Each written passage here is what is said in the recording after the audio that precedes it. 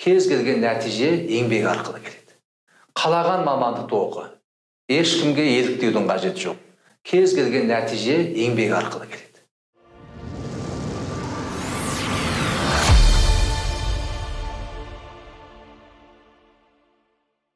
Жаңа бизнес бастауға, не болмаса табысқа жетуге ұмтылған әрбір қазақ үшін ұсынар нақты үш кеңесіңіз қандай болушы еді? Өте жақсы, Бағдәулет, рахмет. Бүгінгі қоғам жастарға бизнес жасаймын, өмірдегі өз орнымды ойып тұрып алам деген жастарға айтар кеңес көп. Бірақ енді жалпы үш кеңес деп отырсаң, бірінші айтар кеңесім жүрегіңнің қалағанын істеу керек. Бірінші айтар кеңесім сол. Қалаған мамандықты оқы. Ешкімге еліктеудің қажеті жоқ.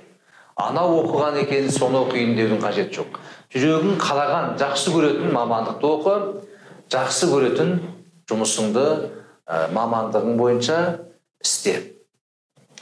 Екінші айтар кеңесім өзіне сенімің жоғары болсын. Адамның өзіне деген сенімі ол адамның бір энергиясын толықтырып отыратын қуаттың көзі сықылды. Қуаттың көзі сықылды. Енді осы сенімділігің сені кез келген қиыншылықтан алып шығады.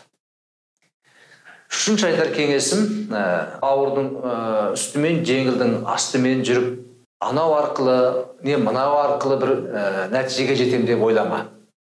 Тек қана еңбек, табыс бола ма, байлық бола ма, кез келген нәтиже еңбек арқылы келеді. Сондықтан бүгінгі күндегі жастарға айтар үшінші кеңесім еңбектенуден қашпау керек. Еңбектің, қызметтің жаманы жоқ. ақш-тың қай президент екен есімде жоқ, біреу айтады екен балаларына: етікші болсаң да жақсы етікші бол. Мен соны құптаймын.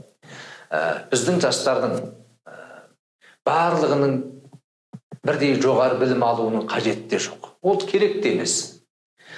Бізге сапалы жұмысшылар, техник мамандар, сан саланың адамдары керек. Сондықтан жоғары білім алуды өлшем етіп қалудың қажеті жоқ. Болашақта тіпті жоғары білім бар жоқ деген нәрсенің өзі де қажет болмай қалуы мүмкін. Өйткені бұрынғы жоғары білімдер ол тек кітап арқылы, мұғалім арқылы қолжетімді болған болса, бүгінгі мына интернет, цифрлы технология дамыған заманда оны сен интернеттен де оқып, біршама дүниені игеріп алуыңа болады. Тектен текке уақыт өткізудің де қажеті жоқ. Ол енді болашақтағы білім берудің форматы, талабы мен тәртібі өзгеруі әбден мүмкін. Сондықтан мен құрметті өзімнің қазағымның жастарына айтар кеңесім осы. Біріншіден, жаңа айтқандай, өзінің сенімін болсын, одан кейін жаңағы еңбегі болсын, сол арқылы өзінің жақсы көрген саласын оқысын, жақсы көрген салада жұмыс істесін. Ешкімге еліктемесін. Мынау еврей деген халықты тағы да мысал қылатын болсам, бұл халықтар, мысалы бір адам, Бағдәулет, сен бір көшеден бір дүкен ашсаң, екінші еврей ондай дүкен ашпаған. Ол оған керекті дүниені сататын дүкен ашқан. Ал үшінші біреуі, ол соларға қызмет көрсететін бір нәрсені ашқан. Ешбірімен бақталаспаған. Керісінше бірін-бірі толықтырған. Сондықтан біз біреуге еліктеу біздің халықта біраз басым. Жастардың арасында да солай. Бір досы бір салада жұмыс жасап берсе, мен неге жасамаймын деп, о да сол саланы қайталайды. Сөйтіп, дәл сол саланы қайталағаннан кейін бәсекелестік көбейеді. Сөйтіп, жаңағы клиенттерге таласу шығады. Сөйтіп, жап-жақсы жүрген адамдар бір-бірімен енді бақталас болып кетуі мүмкін.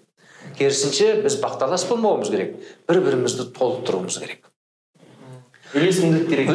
Бірген үйлесімділік керек. Өйткені дүниенің өзі тәртіппен, үйлесімділікпен тұр. Аспандағы жер айналып соғылмай, күнмен ара қашықтықты бұзбай, аймен ара қашықтықты бұзбай, бір жүйемен айланып тұр, үйлесімділікпен. Сондықтан үйлесімділік бұзылған жерде, тәртіп бұзылған жерде ол дүние кері кетеді. Мен мына кітабымда айтқан әңгіменің біреуі сол. Табыстың жары тәртіп. Тәртіп болған жерде табыс болады. Генри Фордтың сөзі бар ғой. Сен кім болам десең, сол боласың. Болмайым десең, болмайсың. Болам десең, боласың. Ең соңында сенің айтқаның болады деп. Сондықтан біз әрбір қазақтың жасы өзің кім болам дегеніңді арманда, жоспарла, мектепте жүргеннен бастап. Өзіңді болашақта кім болатыныңды елестет. Сол арқылы өзіңді сол бағытқа ақырын-ақырын бейімдейсің. Түбінде сол салада өзің армандаған адам болып шығасың. Мынау ешқашан жоқ деменің соңында менің мындай бір жұмақ өлеңім бар, осыны оқып берейін. Оқып беріңіз.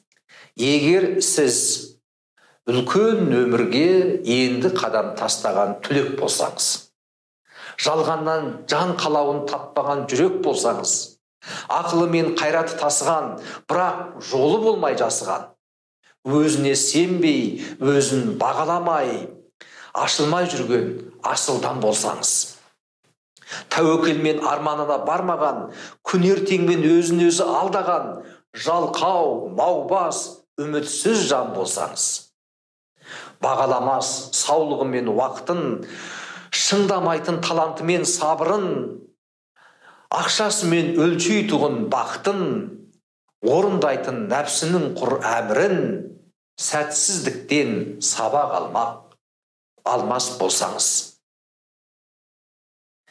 Миыңызды толтырып ап кейіске, тазаламай тарта берсең еңіске, болмай жатып даңғойлықпен толсаңыз, қартайсаңда әлі бала болсаңыз, талпынсаңыз биік ұшқыр арманға, қиялыңыз айналса егер орманға, ортаңыздан қолдау көрмей жүрсеңіз, сынақтарға сыр білдірмей күлсеңіз, онда бұл кітап сіз үшін. Міне. Еңбектеген жастан еңкейген қартқа дейінгі адамдардың барлығына бұл кітап арналған. Бағдәулет.